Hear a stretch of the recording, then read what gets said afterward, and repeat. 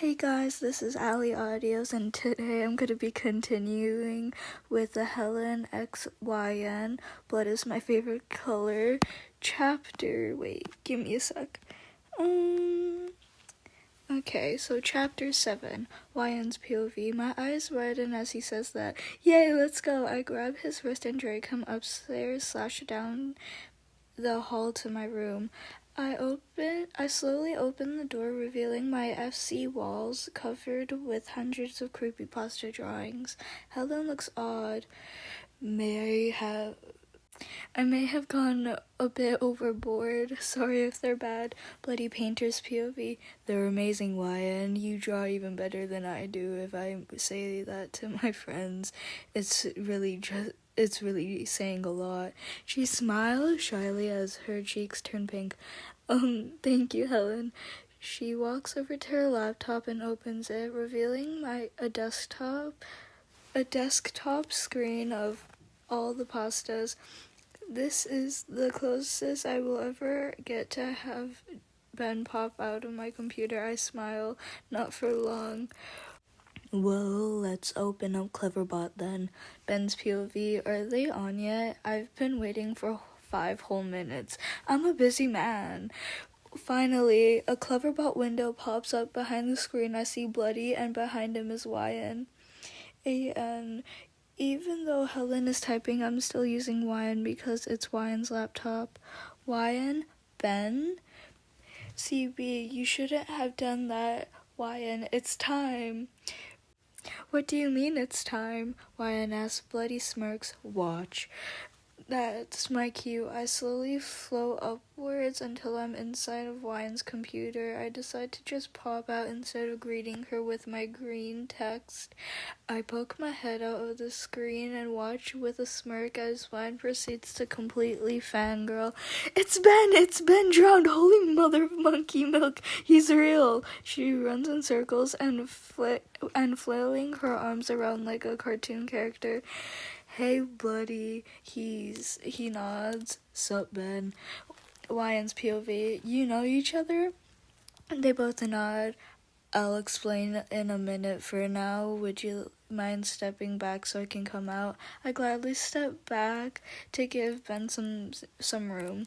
My heart is about to explode. Sorry for not telling you, YN. Helen says. I tilt my head, not quite understanding him. Then again, you didn't read Bloody Painter, I suppose. Who's Bloody Painter? Helen looks a bit sad. Me, I'm Bloody Painter. I tilt my head again. What he means, sweetheart, is that he's a creepypasta. Ben explains. I missed one?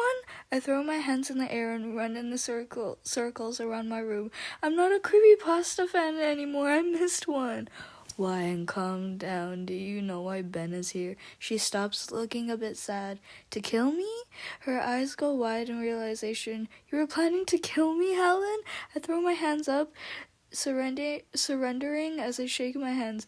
Not at all. She looks at me skeptically. I'm sorry. Then what? Ben and I exchange a smirk. Welcome to the family, Insomnia. Ben states. Her eyes go wider than saucers. I think that's how you pronounce it. I'm gonna be a creepypasta. I chuckle as she tackles me into a hype bear hug. I fall to the ground laughing. Ben's POV. Watching the two laughing, I shyly take out a camera and snap a picture. Well, we should get home to Slender's mansion. YN asks excitedly. I nod. We'll have to see Slendy, the wonderful Slendy of the woods. She cheers, hopping onto Bloody's back. I never agreed to carry you, YN, Bloody says with a smirk, letting her fall to the floor on her butt. Please, she begs, giving him puppy dog eyes. He sighs, scooping her up and placing her on his back. You're lucky you're my friend. I snicker. Those two would make a great couple. Sorry if I'm being too personal, but where are your parents, kiddo? Helen glares at me, telling me to shut up. Dead. Fuck. She answers nonchalantly. I stare at her for a bit, then hop through the laptop. I poke my head out, look at them. You know how to get there, bloody bye. Okay, so Chapter 8, Ryan's POV. With my arms around Helen's neck, we made our way through the slender forest. Turns out it was just a few blocks away from my house.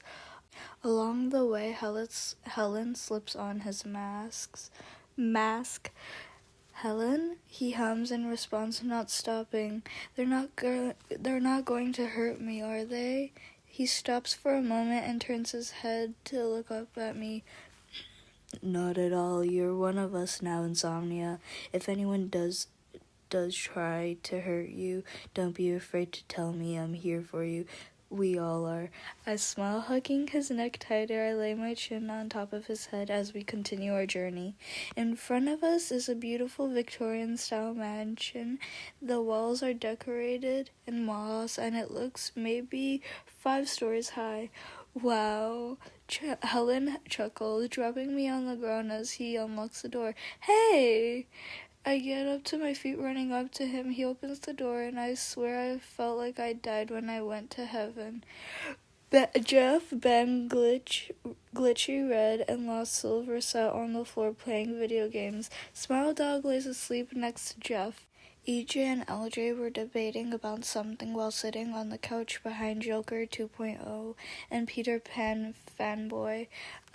A small doorway to my left let me see inside the dining room where Masky and Hoodie sat eating cheesecake. Toby was repeatedly poking Masky's arm while eating waffles. To my right was the kitchen where Slender was cooking something with Sally on the floor, having a tea party. Hey everyone, she's here. Helen yells, catching everyone's attention. I smell like the Cheshire Cat staring at everyone. Am I dead, dreaming, or is this really happening? It's really happening, sugar, LJ says, extending an arm to shake my hand and winking. I hear a low growl from behind me as I shake his hand with a smile.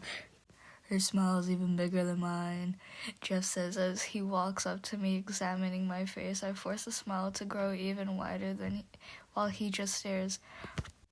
We got a jealous smile child over here, folks. Come one, come all to this one-in-a-lifetime opportunity. I shout, cupping my hands around my mouth to magnify my voice. Everyone laughs as I pat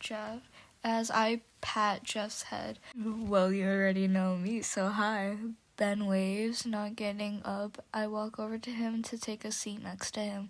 I snatch the controller from his hand and start playing FG. You shouldn't have done that. And what are you gonna do about it, Ben? You can get revenge later, Elf, EJ says, standing up. I heard you're a fangirl, at least I think he is, considering his mask is tilted upwards. She sure is, Helen says, holding out a sketchbook I got for him. All of the creepypasta gather around him to see the drawings. Wow, is that me? Haha, Ben looks like Peter Pan. I do not. Nice job. With all the compliments flying around the room, I barely feel something tugging on my pant leg. Will you play with me? I squeal as I scoop a tiny 8-year-old into my arms. Of course, Sally, she giggles in excitement. Hello, child. How could I forget? The lovingly father figure, Slendy. I squeal, sitting Sally on the floor and holding out a hand. He shakes it without hesitation. Am I really gonna become a creepypasta? He nods. Yes, child, I've been told that you have a name and catchphrase determined. I nod eagerly. Yes, sir, I'm excited to become part of the family. Excellent. You will be taken on your very first kill tomorrow night. For the time being, you shall share a room with Helen. Yes, sir, I say, scooping up Sally and asking what she wants to play. She guides me to her room so we can have a tea party. Wait a minute. Did he just say sharing a room with Helen? Okay, next part, chapter 9. Lion's POV. The moonlight shines through the dark blue curtains as Helen leads me to his room. I don't care if he's Bloody Painter, he will always be Helen, at least to me. His room is very messy, believe it or not. Sketches, doodles, and paintbrushes everywhere. Geez, Helen, do you not have the decency to clean up when you have company, especially a girl? I tease. Shut up. I wasn't expecting Slendy to make me share a room with you. Even in the dark room, I can sense that he's brushing. I'm not tired. What time is it? About 8. I gasp. So early? It seems so much later. He shrugs, walking over to his bed and flicking on the lights. He brushes the papers and such off his bed onto the floor. I usually just draw until I fall asleep. I tilt my head, watching him as he pulls out his new sketchbook. For some odd reason, I blush. I think it's because he's holding it so gingerly. Yeah, gingerly. Like it crumble and break at any moment. You really drew all of these? I stare at him dumbfounded. Yes. His mask is off so I can see that he's smiling. Come here. I slowly make my way over to him, carefully stepping around the papers and brushes scattered along the black carpet. I sit next to him on the mattress, shifting uncomfortably a bit. What? I don't bite. I giggle eagerly a bit and relax. Laying on my back, he pushes me into a sitting position against the wall. My knees are bent to the side while my hands lay folded in my lap. What are you doing? He doesn't say anything. He just starts sketching something. Hold still, he says, looking up at me before going back to his paper. Bloody Painter's POV. She drew me, so why can't I draw her? Logic, people, come on. I can tell she wants to know what I'm doing, but isn't it obvious? It doesn't matter. All that matters now is perfecting this piece of art. Then again, she's a masterpiece herself. How do you perfect what's already perfect? Times get to about an hour. Still Bloody Painter's POV. Okay, you can move now. She immediately stretches her arms above her head, yawning. How long was I sitting there? I glance at the clock. About an hour. It's 9 o'clock. She leans over to look at my drawing. I pull it away and out of her reach. She whines. Why? What are you drawing, Helen Otis? Nunya. It is my business because I'm stuck sleeping in the same room as you. Not that you're someone I don't want to be around, but it's because you're a boy. I smirk. Tough luck, Wyan. Slendy doesn't have any air mattresses, so it's either on the floor with me, your choice. She does have a point, though. Sleeping with her, I don't know if I can. Then again, I don't want her sleeping on the floor.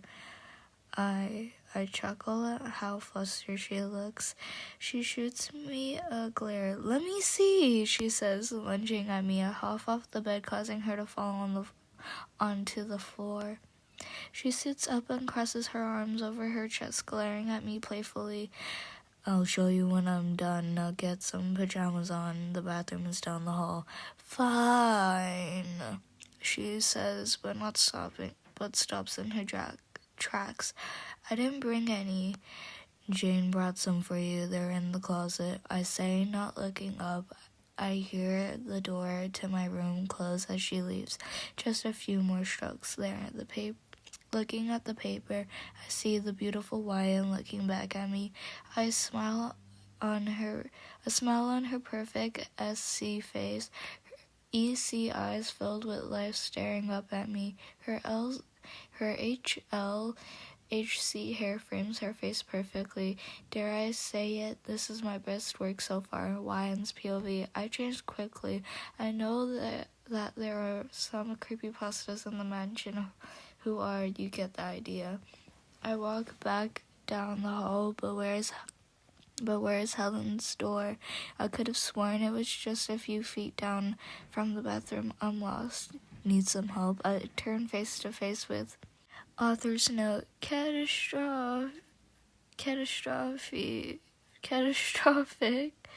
Oh my god, I forgot how to say it. Strikes again. Evil laughter. Who do you think it'll be? Well, anyways, I tried saying the author's name, but I couldn't, as you can tell. But I'm sorry if my voice is a bit off and raspy. It's because my voice, it hurts a bit because I've been yelling so much at school, and because I just went to like a hockey game like yesterday, and so like it hurts a bit, and now it's like a bit raspy, and it's probably gonna stay like that for a couple more videos. But I hope you guys are doing well and have a good night or a good day. Have a great night or good, oh my god, wait, I forgot. Have a good night or day. Bye guys. Sorry.